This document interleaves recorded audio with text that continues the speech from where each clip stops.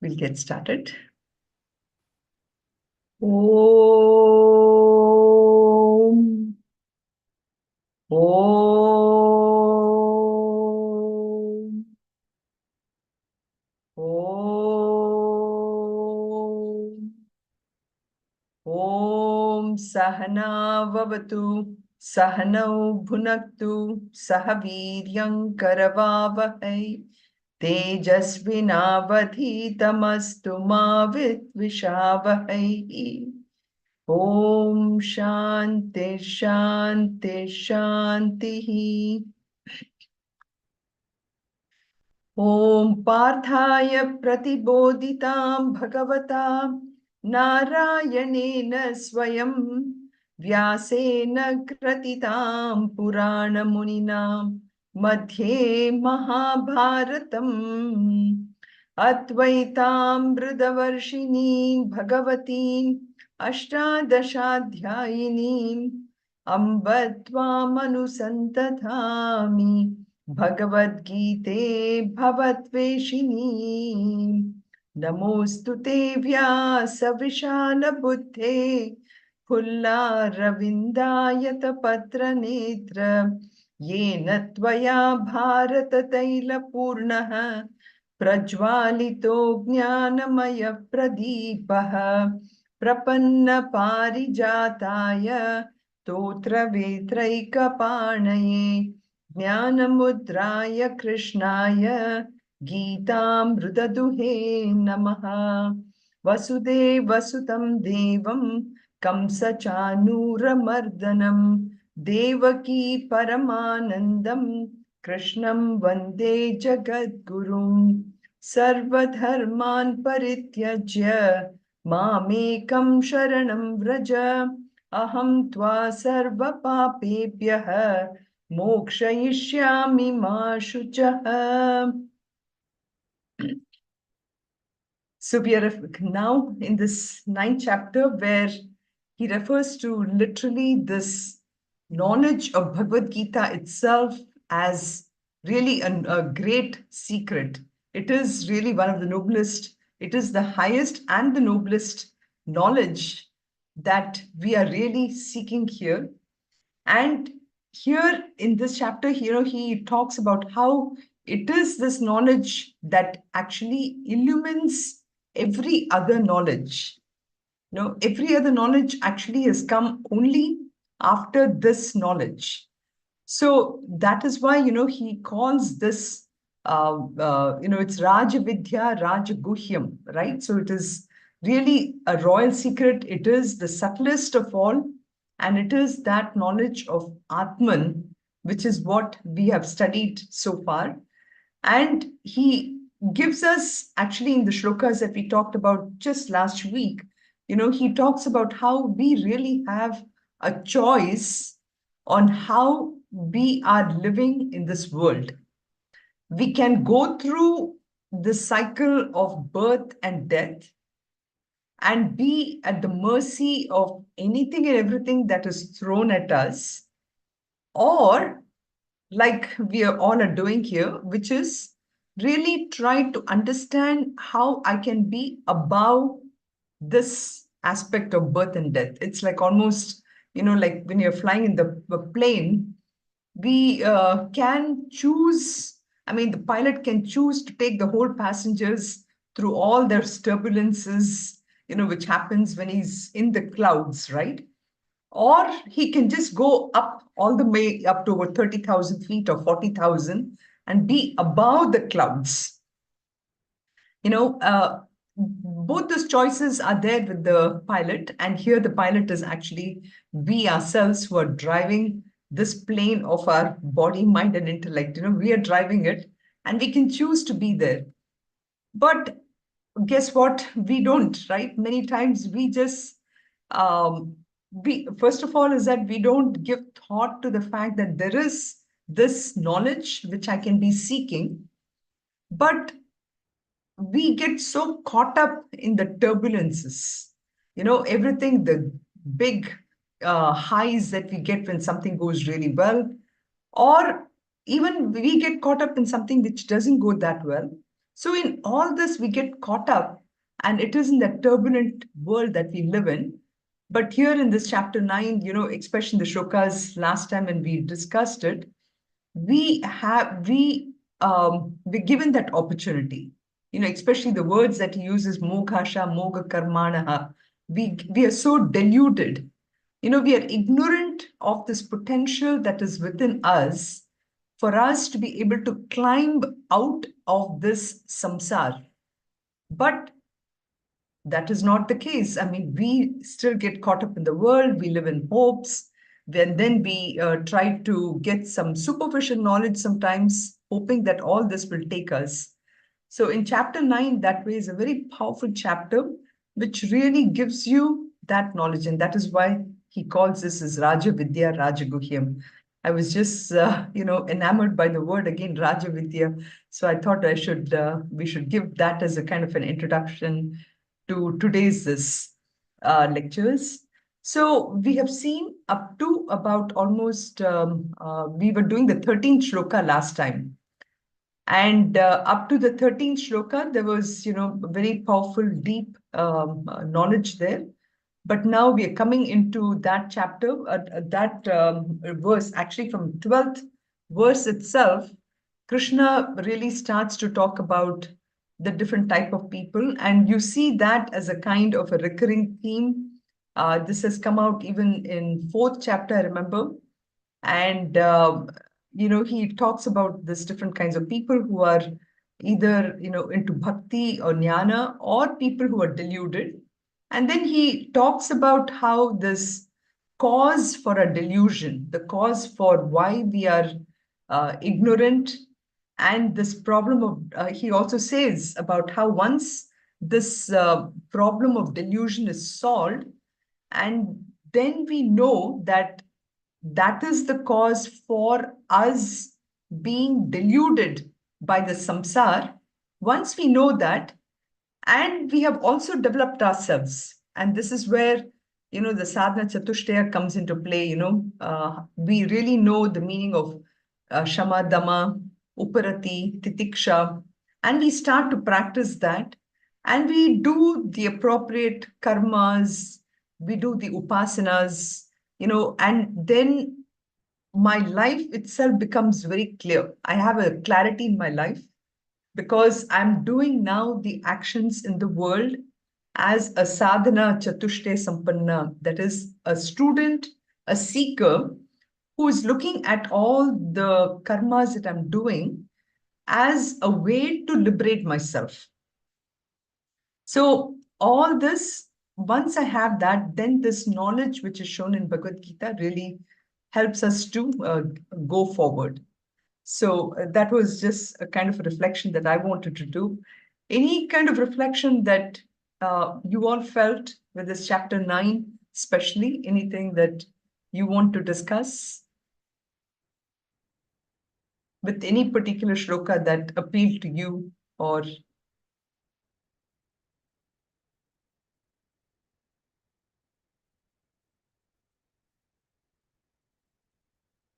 if not, we can move on. Harvam. Yeah, go ahead, Anant. Yeah, the sloka number 12, Uh-huh. yeah, Bhagavan emphasizes like Mogasha, Moga Karmana, Moga Jnana Vichetana. Vichitasa. Is the, Right. yeah, I mean, uh, he emphasizes and then says like, they all lead to delusion. So Correct. it's making it very clear, you know, like Rakshasim, Asurim, Cheva, Prakriti, Mohinim, Sita. So, I mean, the saying, if you do something, what happens? If you do this, go in this path, what happens? So Right. it's it's like a lesson, or is emphasizing so that people, yeah, can understand. Correct. Correct. Exactly.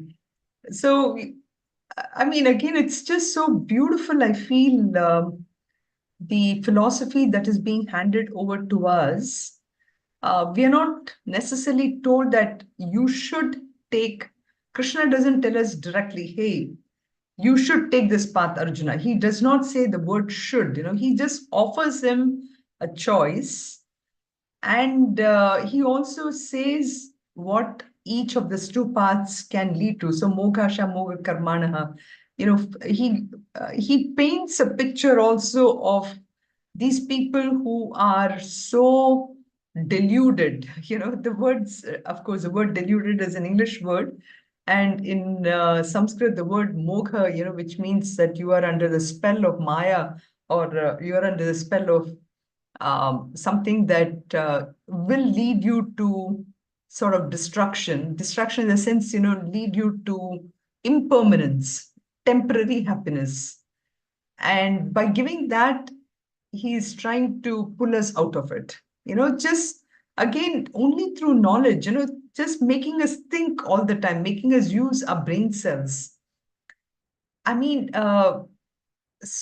today's world, it's really as much as generative artificial intelligence is helping us in many ways. I do see there is a lot of positive things. Even yesterday, Ashok was pointing out some really good thing what AI can do. But on the other hand, AI is also making our life so easy that we are not using our brain cells, and if we don't use something for a long time, it starts to die away. And that is what can happen for us is, if I don't use my brain cells to think about this wonderful philosophy, which needs a little bit of thinking, then it's not going to help us take us to a goal. So this is just something again to reflect upon, I think. How is today's world helping us or not helping us take up this path? Um, since you brought up the word mocha, I just wanted to tie that to generative AI. Hari Om. Yes, go ahead, Meena. Okay. Sloka number 6. Yada kashastito nityam vayuhu sarvatra ko mahan tada sharvani masthani tyubadharaya. So just as always resting in space, air moves everywhere, but all beings are resting in me. That is, that sloka I really, really like.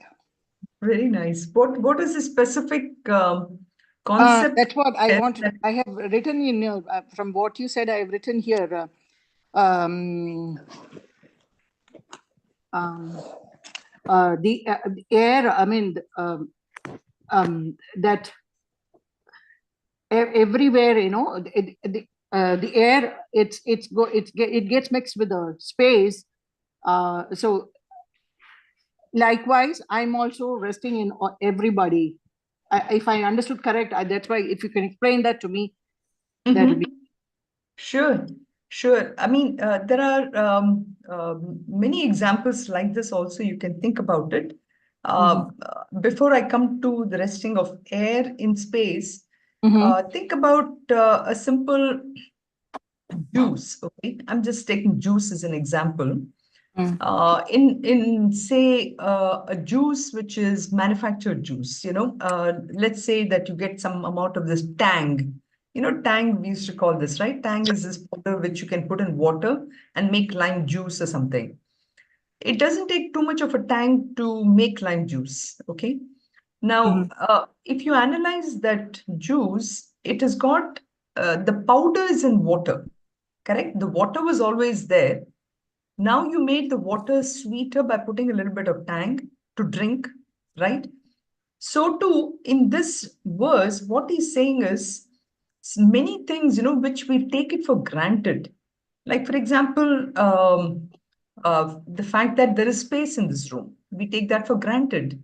We don't even think about the fact that there is space in the room. That is really very, very subtle. But let's take something which is not so subtle. Like the minute I put the fan on, I can feel the breeze, correct? So we say there is air in the room. So actually there is air because an air is a substance. Air is made 4 is to 1 of nitrogen and oxygen. So it is a substance actually. Now, this substance is in this space, correct? Space is an empty space. And because it's completely empty and it is devoid of any kind of a material aspect, we don't think about it. Now, in this space, you have air. And this air, the minute I turn the fan on, the air starts moving and there is a breeze, correct? So Yes. air is in space. Just like I said, that tang is in water, correct? So too, he says, just like that wind which is moving where rests in space, it is in space. So too, know you all beings are resting in me. So just a different way of how you put it, Meena, which you said, Krishna is saying, I am in everyone. Okay, that's what one would look at it. That's how we are always used to saying it. But he's saying, you are in me. Okay. All of you are. So imagine that I am space. In this space, just as air is in space, so too, all of you are in me. I am the substratum. So Krishna is saying, I am the substratum, and in me, you all are in me. Does that make sense? Does that help? But I'm not in you. That's what he's trying to say, right? Correct. So the second part of it, let's not worry for now.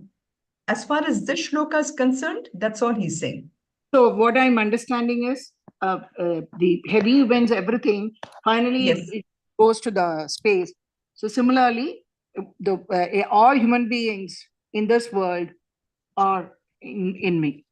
Is that correct? That is Okay. correct. That is correct. Is in Krishna. Okay.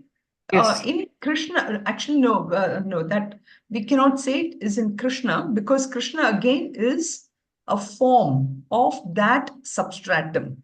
In this particular verse, here, Yathakasho, this one, we have to understand that me as that absolute Brahman reality, which is formless. Okay. Okay. It's only in a formless can a form exist. Okay. Okay. In a form, a formless cannot exist. So a finite material can exist in an infinite realm. Okay. Yeah, that's very good. Yeah. Thank you so much. No problem.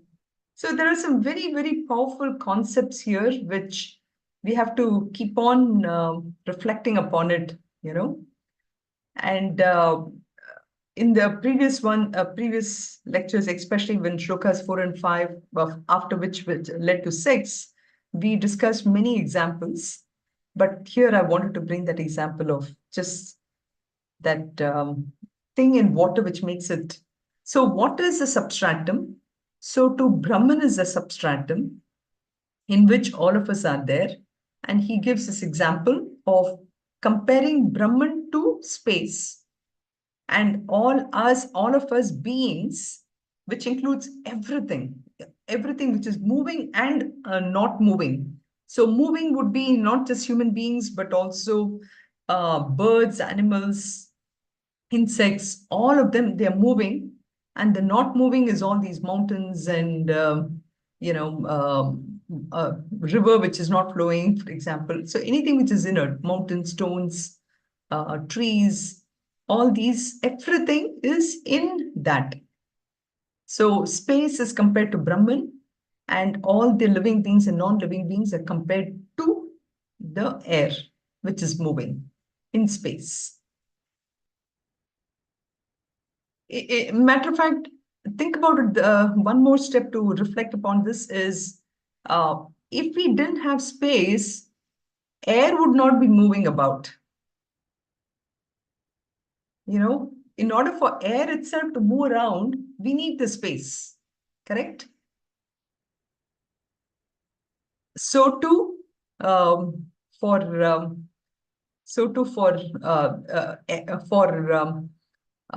all of us to exist, we need Brahman, that substratum.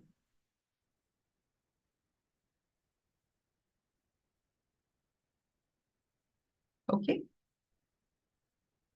Okay, so let's do a quick recap on where we were. We from 7 to 10, literally, we says, he after explaining about this everything, he talks about how for the creation of the universe, we're coming to this next series, where taking from where you just asked this question that they are in me. Krishna wants to say that it's not as if I created something out of thin air. That did not happen. In a sense, this universe was always in me, always existing in me. And what was existing in me, I actually brought it out. Okay. As a simple, maybe an example, without confusing anyone, and let me just say, for example, for our children, right? When they're growing up, we give them this Play-Doh, right? Play-Doh. Now, with this Play-Doh, the child, then you have this box outside which gives you different shapes and forms which can be formed from the Play-Doh, right? So from the Play-Doh, you're able to create all these forms. Where did the forms exist? The forms were always somehow inherent in the Play-Doh, because of which you were able to bring it out, right? So that's what in actually this shlokas 7, 8, 9, 10, just as a recap, I wanted to show this how the material cause for this whole world is also in that Brahman itself. So again, tying it to Meena's favorite shloka, which is 5, how the beings are in space. So this whole Prakriti, you can look at it as this entire uh, unmanifest world, everything that you see, not see, all that is in Brahman, okay? And then in 8, then the question may arise, but then who created that? It is that Brahman itself, okay? That Brahman itself is a nimitta karanam, or the efficient cause. That Brahman itself has that aspect of Maya or Prakriti. Another word for Prakriti is Maya. And of course, there will be discussion of Maya, which is the 3 gunas, all that we'll come to. All that is in this. So that is what in Shloka 7 and 8 we discussed. And then, but then, one may say, aha, now I know who is really the cause for all these joys and sorrows and everything. It is that Brahman, right? That's what one may think, correct? But this is why in Shloka number 9, he comes and says, that is not true. I'm not, even though this Maya is in me and I'm the cause, the ultimate cause, but then there is something which is a cause which is more closer to to what you're applying it. Like, for example, if I have to again use this phone as an example, the phone is what I'm applying myself, right? I'm using the phone. But before this phone could be made, this material, this plastic had to be made, So the plastic and this polymer which is used here is the immediate cause, correct? Immediate cause for making the phone. But if I keep on tracing it back all the way, this actually came from some simple chemicals. Those simple chemicals were used finally to make the polymer. Now, I can say that ultimately the cause for it was the simple chemicals. But the immediate cause for it is actually the fact that I wanted this phone. Therefore, some engineer, took that chemicals and made it immediately, right? I cannot say that ultimately those simple molecules and everything was the immediate cause. This just, I want you to stretch your mind's imagination to that level, But actually in 9, that is not exactly what he's saying. He is in fact saying that, yes, I may be the efficient cause, which is in verse number 8, he says, or I'm the cause for the whole world, but I'm also not the cause. That is how he's trying to say that I'm indifferent and I'm unattached. So just like between shlokas 3 and 4, we had that, they are in me, I'm not in them. Here he's saying that, yes, I'm the efficient cause, but guess what? I'm not, I didn't do it. Okay, that's how he's coming in between 8 and 9. He says, yes, I am the cause, yet I'm not the one who did it. You guys sat and you did it. Okay, so that is the thing which he then establishes in verse number 10. I don't know if I helped confuse things even more than what it was before. I just want to make sure that, these verses are understood in the proper light, because there is so much of depth in this verse number in chapter number 9. So through these shlokas from almost 7, 8, 9, 10, he actually explains that whole aspect of creation. He explains this creation. Where is the creation? The creation is in me. They are in me, correct? That is what he's trying to say. But then, that is where he says, Sarva Bhutani Kaunteya Prakritim Yanti Mamikam Kalpakshe Punastani Kalpado Visrajamyaham. So one may say that, oh, but I see something being created all the time.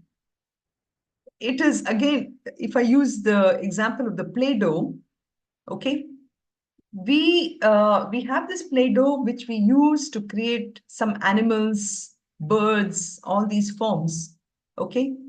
Then later, what do? We just collapse it into the Play-Doh, and then again, I use the same Play-Doh to make a building or a boat or those kind of things. It is in the same Play-Doh that I took it back in and I created the whole world, right? So something like that, So uh, here he's stretching it all the way to not just one day. Like, for example, for a human being, I get up in the morning, I do what I have to do, then I go to sleep. So my one day extends for about 24 hours. But because I am still alive and my memories, they go into deep sleep and I get up the next day, again, the whole drama begins, right? And the whole life, my whatever time period that has been allotted to me, let's say 80 years or whatever, I live for that life, right? But look at the power of our rishis, They have gone beyond just this lifetime to show how it can be extended to kalpa. Kalpa, which is, we learned previous years about what the 2000 days of Brahma, all those number of years, the 437,000 of Kali Yuga, all these things which we learned, to that extent, you can extend to the fact that the creation is there. It's just that it is created and goes back, So these things we saw last time, whether it's a tree, from a seed all the way up to a tree can be formed. And then after it dies, it goes back. And again, it gets, and same thing with this a child in a womb. We saw this example, and then we saw how the growth, all this. And for us, it's kind of difficult to fathom all this. And this is why our acharyas, came up with these examples of a dream, like how in a dream, something which was there in our memory, which is in an unmanifest condition, it gets manifested and I dream and I live in that dream. I go through all these joys. Sometimes, even when we wake up, sometimes we feel a little sad or whatever, because in my dream, I went through certain emotions, right? So something like that, he talks about how that dreamlike world is in that aspect of Brahman. So it is the total mind which has created this universe. Each one of us have contributed a little bit to the total mind, and that total mind is in this one, and that is the one which is in the unmanifest form, which is called as Maya or Prakriti. And all that Brahman does is Brahman just illuminates that whole Maya and Prakriti in such a way that it comes to life. Just like when I go to sleep and I dream, what happens is my whole life gets projected in front of me, and there is some illumination because of which I dream. That just like that, in a total sense, if you look at it, that total mind projection is this entire world. And this world, it rises and resolves not just individually in my mind, but in a bigger sense also. This whole pralaya dissolves and again it comes back. And that is the one which we saw as a cyclic process, not a linear process. It's not as if completely something is destroyed and something new is started. It is not like that. Everything is a cycle. Everything goes back, it comes again, goes back, comes again, even after the one kalpa of Brahma. So then this shloka is from an individual level where he says, beings, each one of us, we, because of all the actions that I've done in my previous lifetime, I come back to the world to exhaust only those. Just like, for example, if I did my PhD in chemistry in this lifetime, in my next lifetime, I cannot imagine that I would suddenly be, say, an astronaut or something. It cannot just happen unless I have done something of an astronaut in this lifetime. So it is helpless by force of nature. That is a critical thing here to remember, is whatever I've done in the past, not just for profession, but even a bad habit. Let's say, I developed a bad habit of smoking in this birth.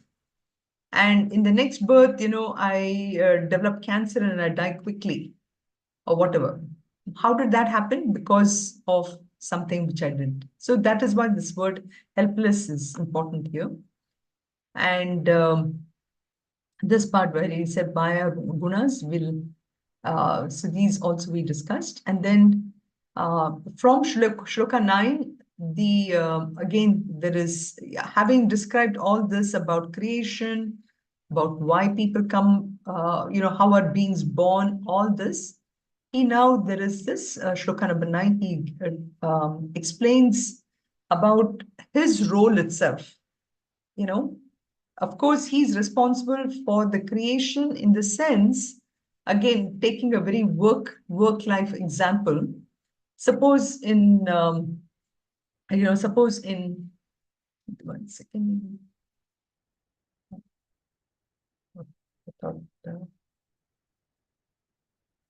Yeah, suppose, for example, I'm given a project. My boss assigns a project to me, and there are about 10 team members who are also working the project, and we do some creation. All the boss did was the boss gave the money for this project to happen. But the creation of everything was part of the team.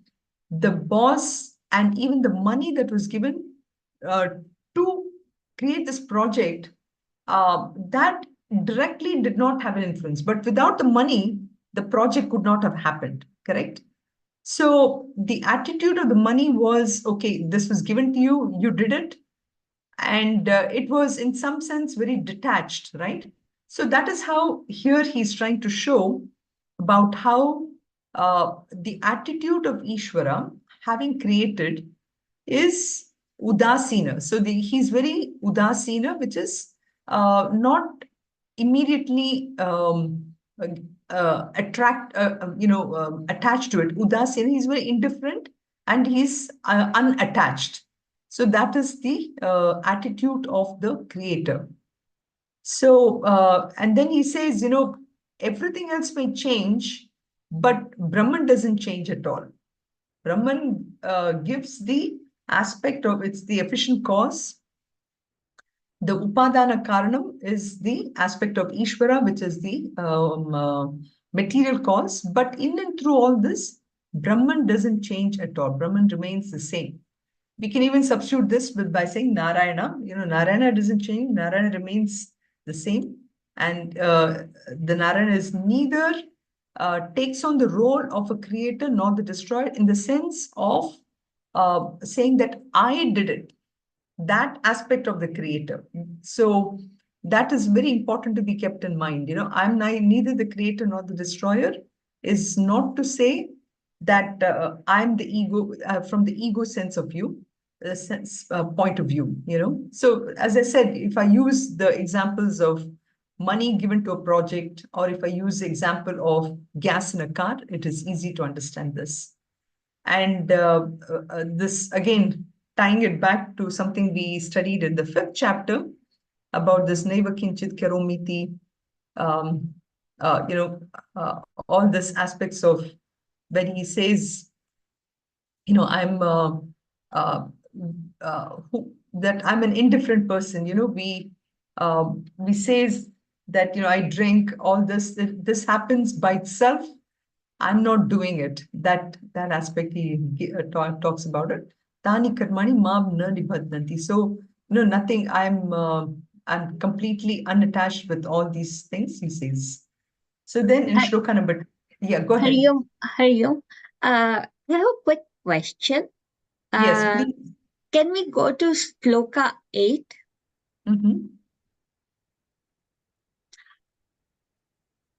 Over here, over here, the line that is kind of got me a little bit thinking is helpless by the force of nature, having animated my own prakriti. So the prakriti, Brahman has animated, he's the consciousness behind the whole prakriti. He is making everything alive. I again and again send forth because of my own consciousness. Everything is going on because of my own consciousness. My consciousness is out there. All this multitude of beings helpless by the force of nature. Over here, force of nature, he's talking about the vasanas of the each individual beings, right? Correct. Absolutely. You got it. It's, the simple example we can look at it is the sun. Okay. Now, what does the sun do? The sun just stays up there shining in its own glory and everything, right? Now, we may say it is because of the sun made the tree grow, the sun made, my son eat, maybe if I use sun and sun and son, it can get confusing. But I can say it's because of the sun, the tree, the plant grew. Okay. Now, I would have planted 10 different seeds, but each of the seed, I cannot expect that each of the seed, if it's a mango tree, that each of the seed will give me 100 mangoes every time. Some tree may die, some of them, I'm watering them equally. I'm giving them enough sunlight, all that. So the idea behind is that the helplessness comes by each one of the seed because of its own nature. And here the nature he's referring, Prakriti, is referring to the vasanas. That is 100% correct. So it is the combination of vasanas, which is the part of the Prakriti. We call Prakriti or Maya. And the vasanas can be of 3 different gunas, which is sattvic, rajasic, and tamasic. Like, for example, if I take the same example of planting 10 seeds, some seeds may grow very rapidly and will give the juiciest of mangoes. I'm saying again this because the mango season is just starting here. But the point is, it's a very sattvic tree. It is just giving fruits. Some tree may be, again, growing a lot, but it is not fetching any mangoes. Some of them may not even grow. It's just lying there, tamasic. just like all of us, some of them, some of them are meant to do a lot of good in the world. Some of them are meant to be a couch potato. Nothing can be done. We cannot. It's just the prakriti. That's the idea. But Brahman, the sun shines. The sun shines, having animated my own prakriti. So the sun shines equally to everybody. How I make use of the sun for my growth is up to me. Thank you. No problem. A very good question. I'm glad you caught on that. And so then this is the one where he says, he's just unattached, and just like, I think again we did this before. So here, coming back to the shloka, which even Anand, so that's, I just brought one example here. So how do we, this is about, now this next series, which we did last time, is about how we are saying that there is this creator who has created all this. But then why is it that most people are not even able to understand this philosophy? That is number one. The second thing is that even when somebody great who comes into a life, who,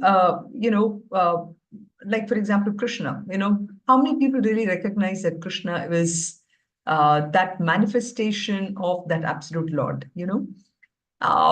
Arjuna himself in the beginning did not recognize, but as Krishna started giving him more and more knowledge and everything, he slowly started to say that, hey, this person is somebody different. I need to know who he is, right? So that is what the next three shlokas really talks about. He says the reason why people are not able to recognize this is again because, and he says, avajananti mam mudha. He uses the word mudha. And let me ask you, all of you, have you come across this word mudha in any other text or? Yeah, in Bhajagovindam. Bhajagovindam, exactly. Right. So in Bhajagovindam, and I think I have the shloka here, next one, just so Bhajagovindam, Govindam, Bhajamudamate, Samprapti Sanhite Kali, Nayi, Rakshati Dukran Karni. So Krishna says the problem why people are not able to recognize even somebody great, some sattvic personality, is because people are living in their own confusion. Mudha, they are ignorant, who are not able to really differentiate, leave alone, something which is real and not real, but they tend to mistake something for something else. Simple examples which are given is and again, we don't have to go anywhere for more examples. Our Shastra says enough examples. So the example, when you're walking on the beach and you see something really shining, which is nothing but a shell, right? And we mistake that to be a jewel or whatever, right? So too, I think we live in this world of confusion, mistaking what we have, that is what we have as that which is giving me happiness. But in reality, it doesn't give me happiness. It just makes me more and more addicted to it. And we don't even need to go right now to things like drugs and alcohol and all those bad things to get addicted. Just simple spending 15 hours in front of my computer is an addictive thing, and look at how much damage it is doing to us. So that mocha can be connected to an addiction, anything which is addictive. So we are getting more and more addicted. And again, the newer technologies are making us even more so. We are losing our sense of right and wrong. So that is where he's coming with is the biggest reason why I'm not able to recognize. So this removing that, so Krishna is coming again and again, wanting us to understand who this Ishvara is, what is his nature, about the fact that he's an infinite and everything. And so here, this is the shloka that Anant was referring to, which is Moghasha Moga Karmanaha Moga Jnana Vichetasaha Rakshasi Asurim Chaiva Prakriti Mohinim Shritaha. So we are of the nature, people who are, who have are of the Rakshasas and Asuras, because constantly we look at something which is temporary and which is unreal, and we are getting very, very addicted to it, attracted, and we are possessed of this delusion. That is what the shloka is trying to tell us. And then we finished last time by referring to Krishna is really, really taking so much amount of time and effort to change this perception of Ishvara, because we are constantly thinking that we are this body, mind, and intellect. But in reality, they are nothing but our koshas. We are something beyond that. We are that absolute consciousness. We are not this body, mind, intellect. It is our vasanas that is making us believe that we are this kind of body, mind, intellect, that kind of body, mind, intellect.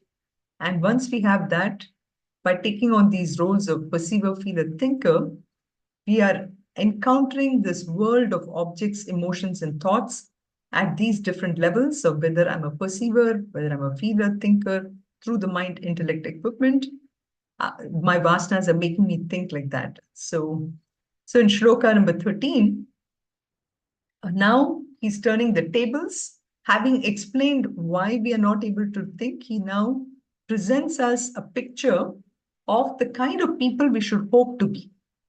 And that is where he says, the Mahatmas, two kinds he says, they are bhajanti mam ananya manasaha and jnatva bhutadin avyayam. So people, those Mahatmas who have understood my real nature, and they worship me alone only with this. So ashritaha, the word ashrita, of course, which means refuge. And question for all of us also is that, these Mahatmas, they turn directly to me. So again, giving us a pointer as to how we need to conduct ourselves too.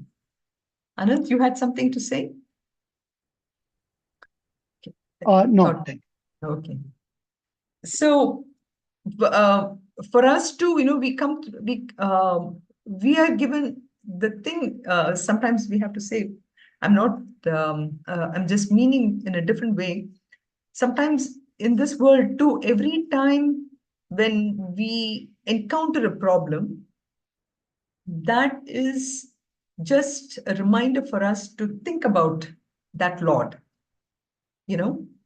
and but we don't take that. We instead try to blame somebody else. We don't try to think what can we learn from here. But this is where he says, people who worship me with a mind completely devoted to in nothing but this, and also recognize me as that source. Again, going back to what Meena was asking earlier, if they are in me, if everyone recognizes that substratum, then it is easy for, so he presents those two type of people, great soul people who are great bhaktas. And this portion is beautiful because it talks about bhakti, what is bhakti? And bhakti is not just the bhakti marga we are talking about, where we think that only people who do pujas and everything are bhaktas, but it is the attitude with which things are being done is the bhakti aspect. Bhakti is that aspect which I recognize that Lord is there in and through everything, and I'm in awe, of that Lord. So that is where he comes to in 14th through 19th. A beautiful set of shlokas. There are we can go through them rather quickly also, because it really gives you the aspects. He just gives the qualities of all these people, who have actually understood Lord's infinite nature. That is the aspect. So that's where he is coming. So he says in 14, Satatam kirtayanto mam, Satatam kirtayanto mam, yatantascha tridhavrataha, yatantascha tridhavrataha, namasyantascha mam bhaktya, namasyantyascha mam bhaktya, nityayukta upasate. Nityayukta upasate. So here he is coming with again different different qualities. He says, Satatam kirtayantaha mam. That devotee who always kirtana. So in kirtan or bhajans, typically you extol the greatness of that Lord. Like for example, Rama, with Ramanavami coming pretty soon, many of the small bhajans that we teach our children, we actually glorify Rama, prema mudita manase kaho, all those, we are basically bringing about the greatness qualities of Rama. So kirtayanta, so there is, it can also mean, where kirtana means there's a three-step process. You're doing the shravanam, you're resolving the doubts, and internalizing that information, and you're singing it out, so you're glorifying it. And then yatantaha. So he basically, he wants, he's making sure that, they are very firm in their views. So actually, I think I have a separate thing for each one. Kirtayanta, glorifying me, like I said, and who's constantly this. And then yatantaha basically means who's constantly striving, striving, remembering. And for this one, you need a very strong will within yourself. No matter what, I will not be shaken. So it requires, so he's a yatanta dridhavrataha, dridhavrata, which is not giving up at all.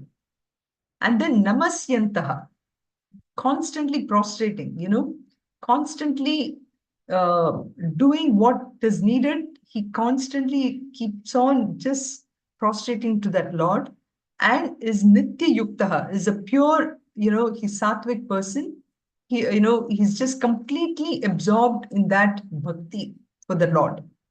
So such a devotee's mind, it really flows like, even in chapter 6, like the wick, the lamp, which is unbroken, so, or like a stream of ghee, when you're pouring it from a vessel, there is no breaks at all, no bubbles.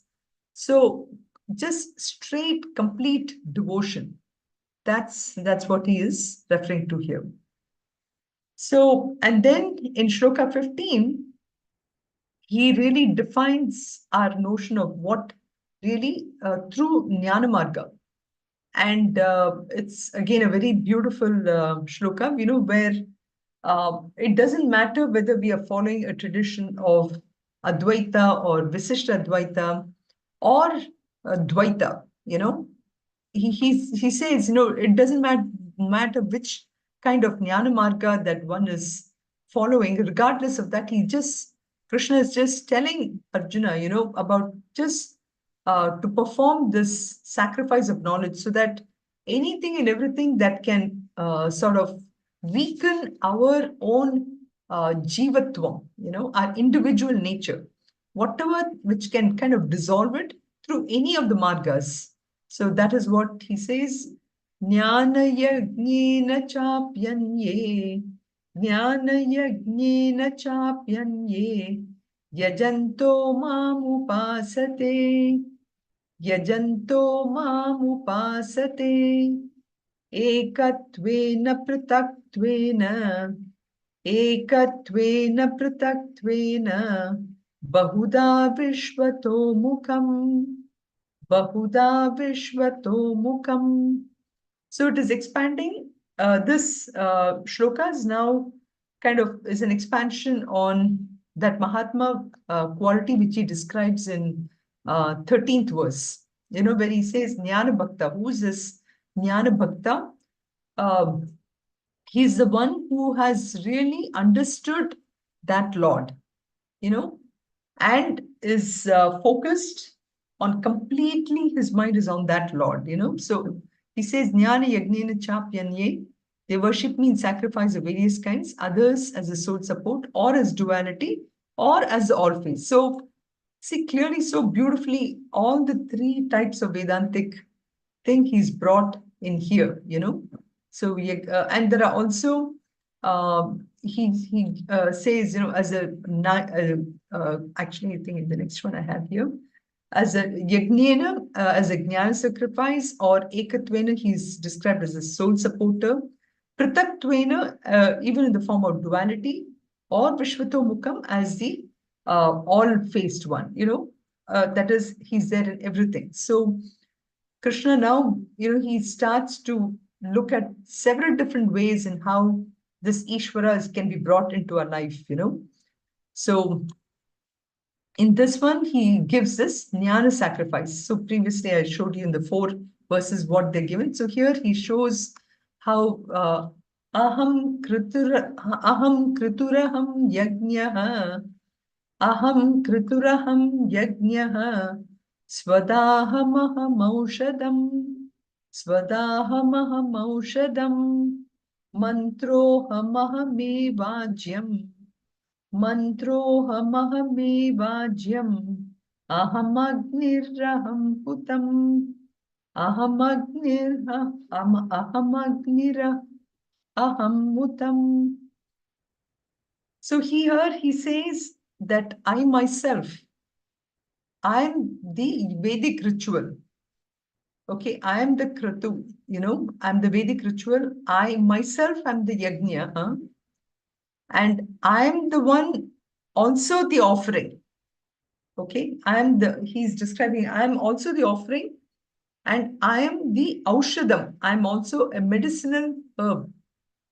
And I am the mantra, I'm also the ghee, I'm the fire, I'm the oblation. So here he is giving that aspect of how he himself is all this aspect. And again, just a quiz question for you. Do you remember any of the shloka which talks about where he described himself as the ghee? I'm the food, I'm the aspect.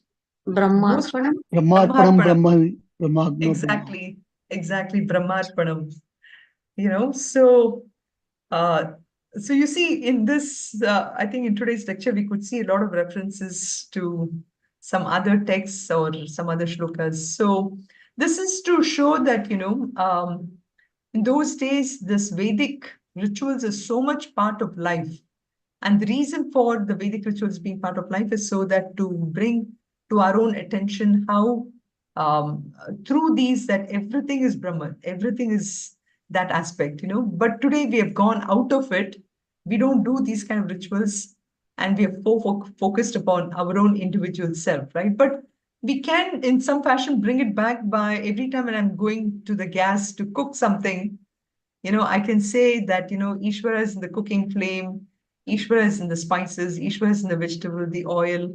I'm serving Ishvara, through my child, my grandchild, my husband, So, or if you're not the kind of people who are cooking, and we are the kind of people who are spending a lot of time in front of the computer like I do, I think I spend 18 hours in front of my computer. Sometimes it feels like that, we can just say, creating the document in my computer is Brahman, Brahman is in the operation, Brahman is in. So in and through everything, I just have to, through each action, think that it is nothing but Brahman. So that is the aspect here he's bringing here.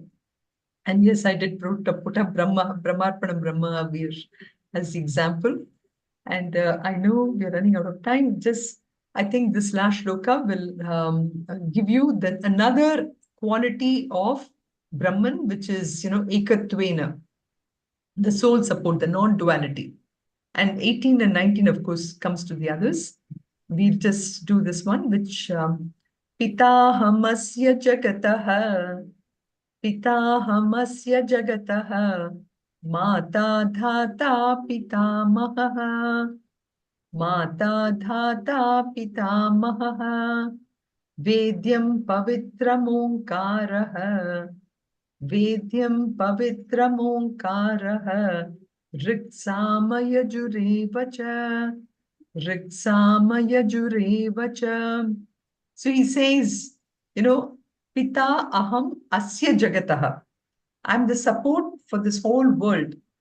Mata Dhata Pitam Ahaha. So I'm the father, I'm the grandfather, I'm the mother, and Vedyam, I am that absolute knowledge, I am that Om, which is the best purifier, that one purifier to be known. And I'm also the Vedas. So again, taking that he is the knowledge of all knowledges, and he represents the intelligence behind the creation of the universe. He is the mother, he is the grandfather, referring to the source of intelligence and substance. And it's like, for example, it is said, since Shivratri is coming now, I just wanted to say, when Shiva was asked for his great grandfather's name, he said it is Shiva. So there is no other cause there is than this Ishvara. So you see, I mean, just he takes this aspect of Ishvara to such an extent, going all the way up to the source, So he'll stop with this one. I think there are a few more that I wanted to do. It's in the same essence of the qualities of Brahman.